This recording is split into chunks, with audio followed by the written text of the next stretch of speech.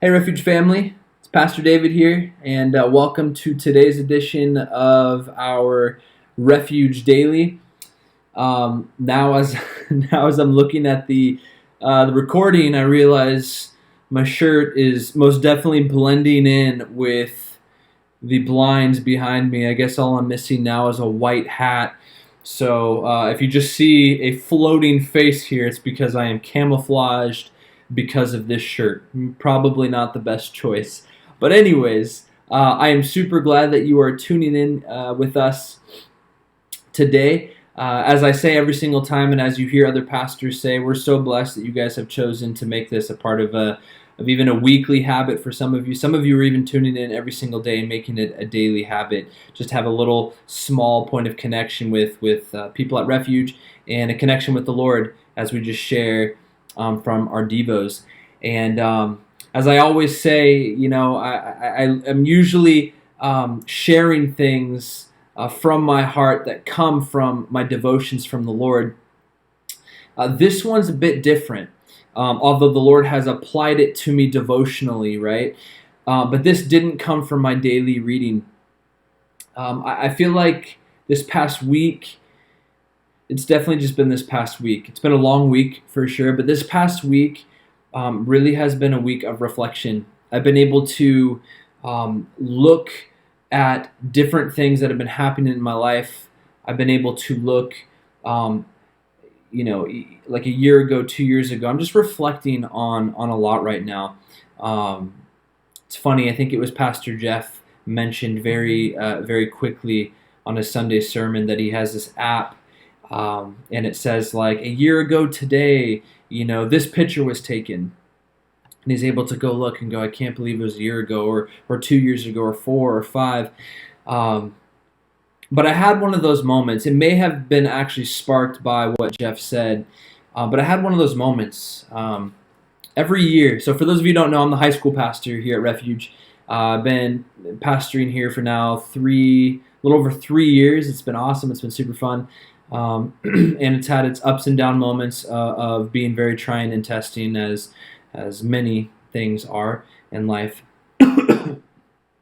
One of the things when I first started here at Refuge, literally probably within 3 weeks, maybe 4 weeks of being officially the high school pastor, I got to take a group of our students up to high school summer camp, something that I so badly wanted to do this year, but because of COVID, we weren't able to do it.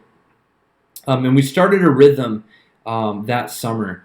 And we retreat away. We go away for from Sunday to Friday, and so we're away in the mountains and we're connecting with each other. We're having a great time, and we get to hear from the Lord because we're leaving a lot of the stuff, a lot of our problems, I guess you could say, behind, and we have set aside time to focus on the Lord.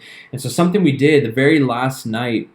I had the students, and this isn't unique to me or this ministry, many people do this, but I had the students write a note to themselves, addressing it to their future self. And I told them, hey, I will give you this note, this letter, a year from now. I'll track you down. I'll hand you this letter. So I want you to be as real as you can possibly be. I want you to write down anything you want in this letter. I'm not reading this letter. This letter is for your eyes only. I will close the letter. I will put it in a drawer, and the next time I touch it will be when I'm giving it to you a year from now. And so every single year, summer camp, we've been doing this. We've been doing it since 2017. And since we didn't go to summer camp this year, I forgot the letters for the students, so I still have to pass those out. But I came across my letter. Every single year, I write myself a letter, and I have the leaders of high school write themselves, excuse me, a letter as well. And I'm not going to read the whole thing because a lot of it's obviously very personal. But I do want to read this part. Says this: Judah is my son, my first son. He's almost a year and a half now. Judah is now going to be 4 months in a couple of days. He just started laughing a couple weeks ago. It's your favorite thing right now. That short 2 sentences right there may not seem like anything, I read this note yesterday, and it took me back.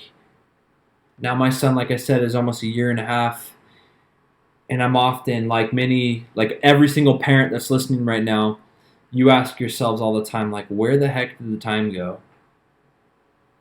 Like, where did it go? Like, it went by so quickly, right? I read this, and Judah is going to be 4 months in a couple of days. He just started to laugh. It is your favorite thing. That was the start of this idea, or I should say, it started back with Jeff on Sunday, but it was a continuation of this idea of how quickly time progresses, right? We can have money, and we can spend money, and we can make that money back. Time is different. Time is being spent every single moment, and we don't make any of it back. Once it's spent, it's gone, and all we have is now and the future. We don't have 5 minutes, ago. That's already gone. And I was looking at scripture. I'm going to rattle off a couple scriptures here. Psalm chapter 90, verse 12 says this: "Teach us to number our days, that we may gain a heart of wisdom." Psalm 144, verse 4: "Man is like a breath, his days are like a passing shadow." Psalm 39, verse 4: "O Lord, make me know my end, and what is the measure of my days? Let me know how fleeting I am." Now, I guess people can take that and go, well, that's depressing. This isn't meant to be depressing. It's meant to be sobering. It's meant to be a wake-up call, to be like, we're mortal. There's an expiration date, in a sense, to every single person. And really, that timer starts at birth. I'm looking at my son who's a year and a half, and I'm like, what the heck? Why are you, like, when did you get to be this old? My wife is pregnant. She's almost 37 weeks pregnant. We got our second son coming in a couple of weeks. Where did the time go? Like, it is so crazy how fast everything has been progressing. And so as I've been thinking about this and that scripture of, Lord, teach us to number our days that we may gain a heart of wisdom, I want to spend my time wisely. I want to invest my time wisely, or steward my time wisely. And honestly, and this is where the application comes in, I want to be thankful for every moment the Lord gives me. We live in an interesting time right now where I feel like our culture, our society is marked by heaviness. It's marked by anxiety. It's marked by ungratefulness. It's marked by entitlement. And I'm not talking about ungratefulness and entitlement of other people. I'm talking about the ungratefulness and the entitlement in us, in you, in me. We all struggle with it. Every single person does, truly. I don't want to live another day like that. I want to be a man, a husband, a leader, a father, a friend, whatever. I want to be a man who is marked by thankfulness for everything. And anybody who's read the Bible through, or even spent a time in any of the New Testament letters, knows, or even the book of Psalms, right, knows the importance of thankfulness. The Bible talks about it over and over and over, right? Psalm 95, 1-3 says, "Come, let us sing for joy to the Lord. Let us shout aloud to the rock of our salvation. Let us come before him with thanksgiving and extol him with music and song, for the Lord is the great God, the great King above all gods." Psalm 100, verse 4-5, "Enter his gates with thanksgiving, in his courts with praise. Give thanks to him and praise his name, for the Lord is good, and his love endures forever. His faithfulness continues through all generations." Psalm 107, verse 21 and 22, "Let them give thanks to the Lord for his unfailing love and his wonderful deeds for mankind. Let them sacrifice thank offerings and tell of his works with songs of joy. So many of these in the book of Psalms, you have so many of these ideas of being thankful, but not letting that stop with an attitude, but it carries out into just praise and just singing to God, right? Colossians chapter 3, verse 15 through 17. Let the peace of Christ rule in your hearts, since as members of one body you were called to peace, and be thankful. Let the message of Christ dwell among you richly as you teach and admonish one another with wisdom, with all wisdom through psalms, hymns, and songs from the Spirit, singing to God with gratitude in your hearts. And then 1 Thessalonians 5:16 through 18. Rejoice always. Pray without ceasing. Give thanks to the Lord, or give thanks in all circumstances. Listen, for this is the will of God in Christ Jesus for you. So often we hear people ask, I just want to know God's will for my life. It's very interesting that there's only a couple places in the Bible where it specifically lays out for every believer, this is the will of God for you, for me, for all of us. The will of God is that we would give thanks in all circumstances. I want to be somebody who is thankful. The application for me is thankful for the time the Lord has given me. Today, earlier today, I should say, or yesterday, sitting with my son in our apartment. It got to be like 90 degrees in our apartment. My wife, like I said, is 36 weeks pregnant, almost 37 weeks pregnant. Not fun. We have no airflow going through our house. And it's very easy to become somebody who is just like complaining. I can't believe it's so hot, right? But I'm sitting there, and I'm sitting to the right side. My son, Judah, is in the middle, and my wife's to the left. We have a little fan that's blowing on us, and he's just snuggling up to both of us.